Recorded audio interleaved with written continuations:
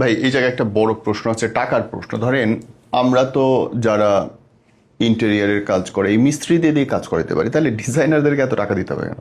আচ্ছা, এখানে একটা ব্যাপার হচ্ছে, আপনি যখন মিস্ত্রি দিয়ে কাজ করাবেন, দেখেন আপনি কিন্তু সিমেন্ট কিনতে পারবেন, বালি আর আমি কিনতে তো পারবেন। যে কোনো একটা ছবি দেখে বলতে পারি যে এরকম আমারে করে দেন। হ্যাঁ, এটা একটা বড় ব্যাপার।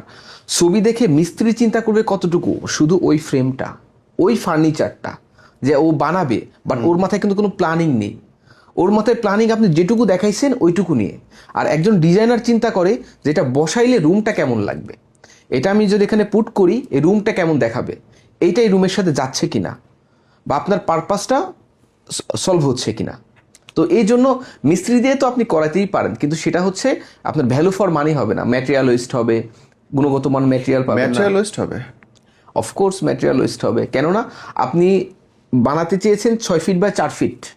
ওকে, এবার মিস্ত্রি পার্টিশনগুলো, যেমন আমরা কোট রাখার জন্য আমাদের 21 ইঞ্চ থেকে 22 ইঞ্চ জায়গা লাগে ডেপথ আমাদের শোল্ডারের জন্য। এখন সব মিস্ত্রি তো এটা জানে না, উনি বানাই ফেলছে 18 ইঞ্চি, আপনার কোট তো ফিট হবে না ওখানে। এটা একটা বড় ব্যাপার। আপনার বইয়ের জন্য শেলফ লাগবে আপনার 14-15 ইঞ্চি, উনি যদি আপনাকে 18 ইঞ্চি শেলফ দেয়, আপনার বই তো পেছনে চলে যাবে, ফ্রন্টে তো জায়গা থেকে গেল, জায়গা ইউটিলাইজ হলো না। এরকম কয়েকটা ইস্যু আছে, যেমন আপনার ওই যে